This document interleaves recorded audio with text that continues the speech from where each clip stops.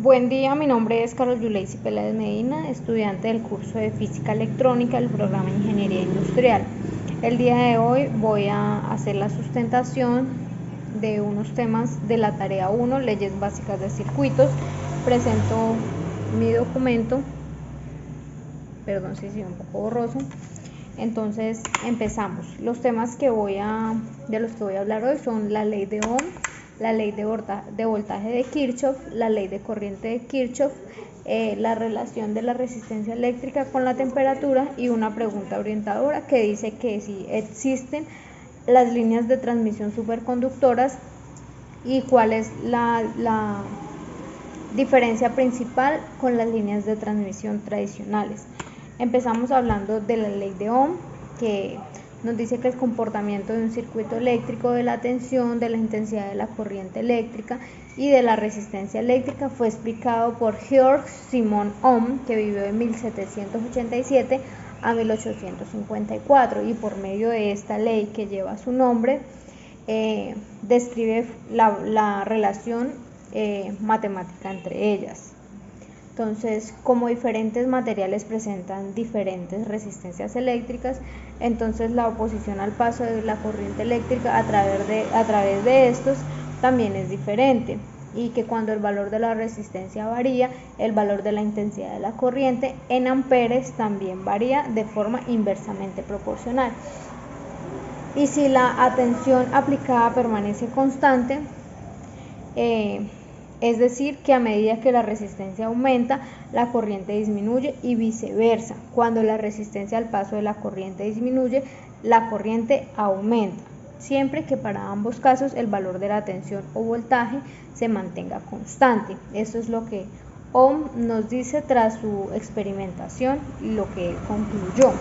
Entonces, a partir de estas, por otro lado, y de acuerdo con la propia ley, el valor de la tensión o voltaje es directamente proporcional a la intensidad de la corriente. Por lo tanto, si el voltaje aumenta o disminuye, el amperaje de la corriente que circula por el circuito aumentará o disminuirá en la misma proporción, siempre y cuando el valor de la resistencia conectada al circuito eléctrico se mantenga constante.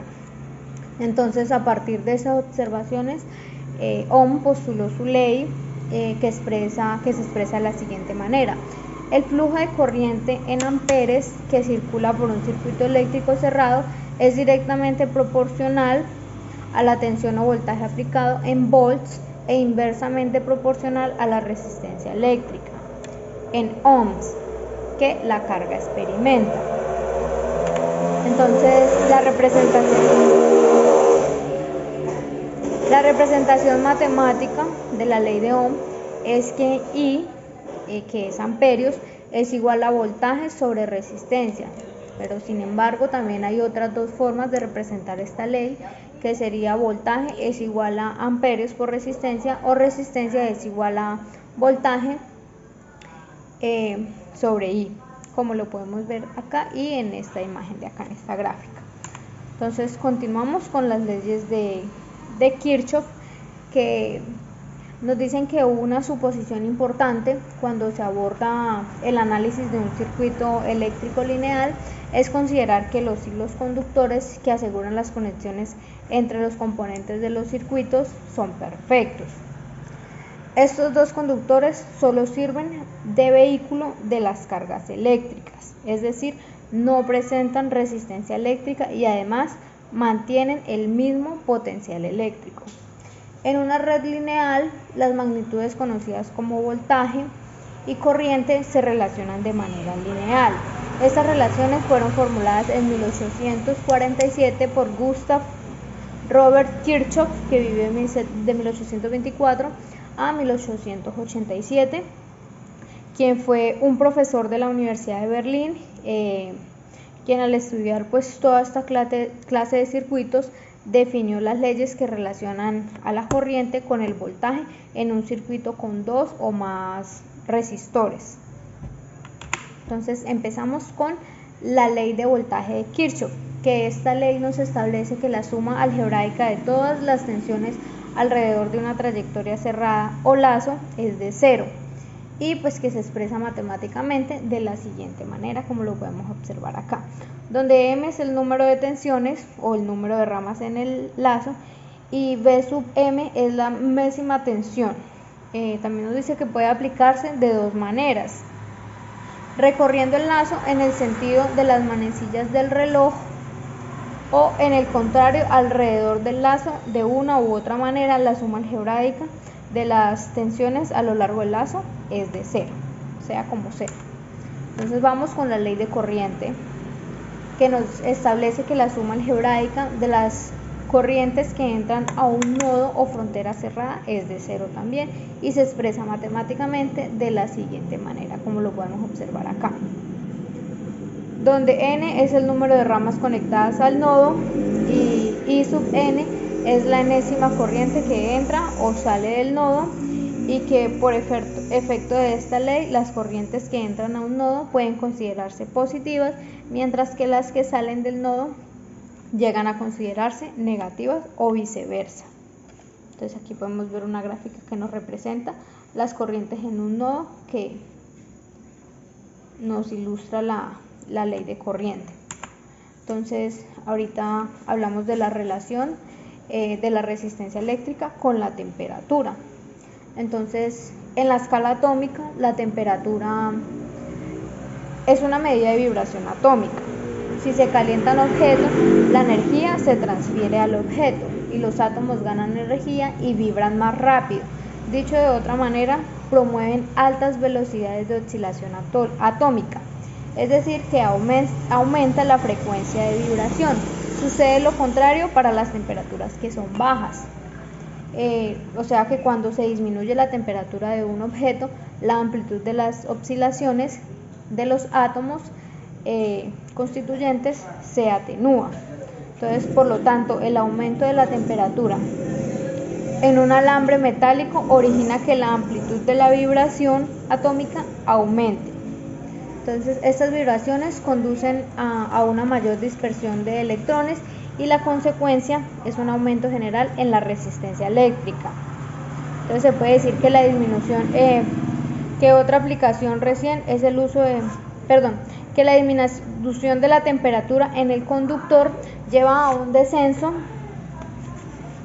en la amplitud de las vibraciones atómicas y como resultado una disminución de la resistencia eléctrica en el material conductor. Entonces aquí nos dan unos ejemplos de los resistores, que están los resistores NTC, que son los de coeficiente negativo de temperatura, y estos resistores tienen la propiedad de que su resistencia disminuye con rapidez al aumentar la temperatura. Contrario de los resistores PTC, coeficientes positivos de temperatura, que esos resistores tienen la propiedad de que su resistencia aumenta al aumentar la temperatura. Entonces en las gráficas nos muestran cómo es cada resistor. Entonces ahorita vamos a hablar de la pregunta orientadora, que nos dice que si existen las líneas de transmisión superconductoras y cuál es su principal diferencia con las líneas de transmisión tradicionales. Bueno, en 1911 Heike Kamerlingh Onnes, físico holandés de la Universidad Leiden, estudiaba la dependencia de la temperatura de la resistencia del elemento de mercurio. En algún momento enfrió una muestra de mercurio y observó el conocido comportamiento de una dependencia lineal de la resistencia con la temperatura. Y pues a medida que la temperatura disminuía, la resistencia también lo hacía. Él siguió enfriando la muestra de mercurio con helio líquido, y cuando la temperatura se acercó a menos 269,2 grados Celsius, la resistencia pasó bruscamente a 0, como lo podemos ver en la gráfica que está ahí. Entonces, esta temperatura se conoce como temperatura crítica para el mercurio. La muestra de mercurio entró en una fase en la que la resistencia era absolutamente 0, y este fenómeno se conoce como superconductividad. A medida que avanzaban las investigaciones, se descubrió que otros materiales también entraban en fase superconductora cuando la temperatura se acercaba a 0 absoluto.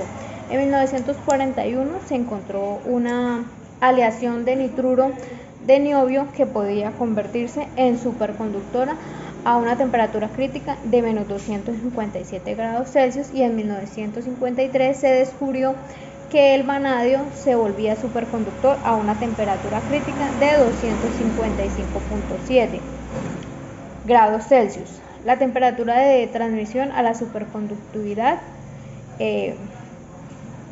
fueron aumentando lentamente. Entonces, seguimos. Nos dice que además de una resistencia eléctrica cero, los superconductores también tienen un diamagnetismo perfecto. Por lo tanto, cualquier línea de campo magnético que pase a través de una muestra superconductora cuando está en su estado normal es expulsada una vez que la muestra se convierte en superconductora. Se trata de manifestaciones del efecto Meissner, que conoció en el capítulo sobre corrientes y resistencias. En otras palabras, en presencia de un campo magnético ampliado, el campo magnético neto dentro de sus superconductores siempre es cero. Entonces, estos superconductores los podemos encontrar en aceleradores de partículas, en energía termonuclear y en computación cuántica. Una de las implicaciones más prometedoras de la computación cuántica utiliza circuitos superconductores que son esenciales para su funcionamiento, y el desarrollo de los superconductores ha permitido la creación de aparatos y técnicas de diagnóstico médico por imagen que antes pues no eran posibles, y una de estas técnicas es el magnetoencefalografía, que es capaz de detectar los cambios en los campos magnéticos de la milmillonésima parte del campo magnético necesario para mover la aguja de una brújula. Entonces, otra aplicación también para el uso de generadores de electricidad fabricados con alambre superconductor en lugar de alambre de cobre. Estos generadores son muchísimo más eficientes que los convencionales y pues son mucho más pequeños y livianos también.